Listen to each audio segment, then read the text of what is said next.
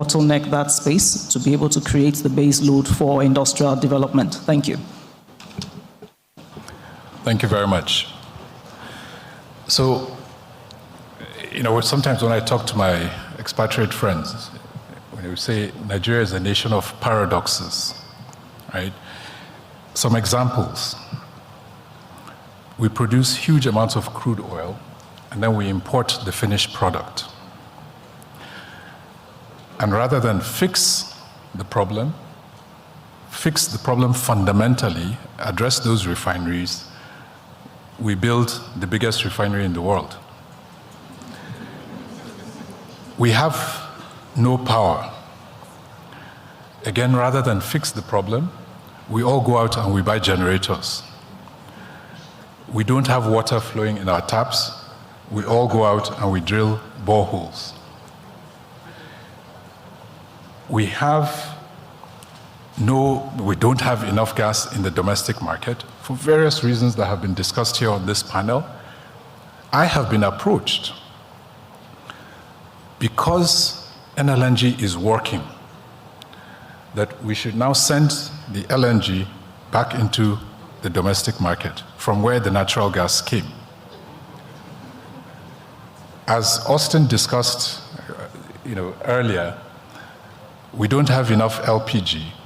The LPG from Nlng was destined for export so that we can generate revenue from it.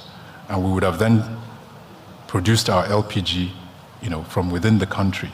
Because that's not happening, we are diverting that LPG, all of it, back into the domestic market. We have a problem.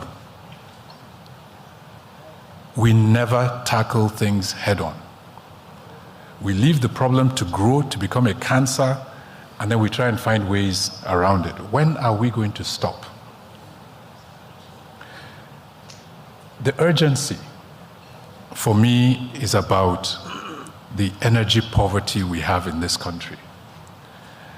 I think many of us have the luxury of, air conditioning and backup generators and backup to the backup and so on and so forth, that we don't really appreciate the level of energy poverty in this country.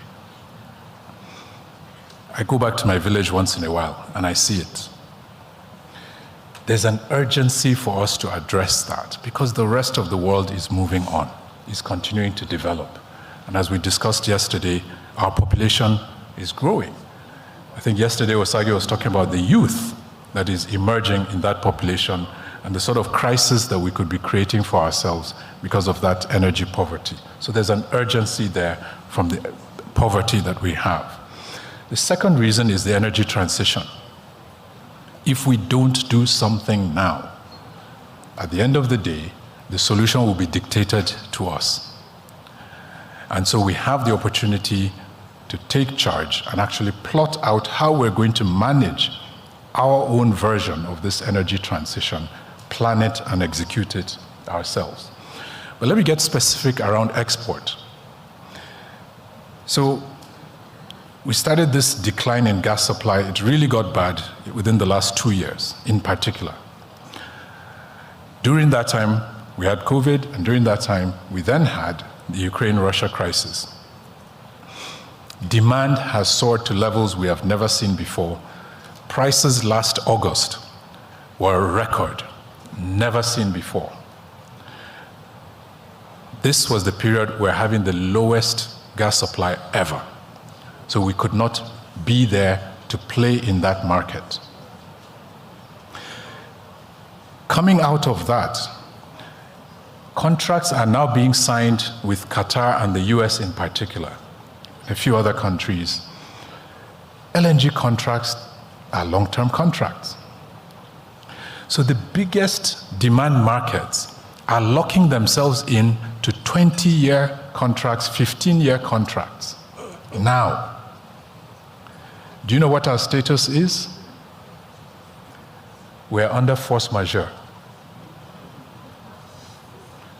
We're under force majeure, meaning we cannot meet our obligations to existing customers, not to talk of being able to sign up new customers or new contracts.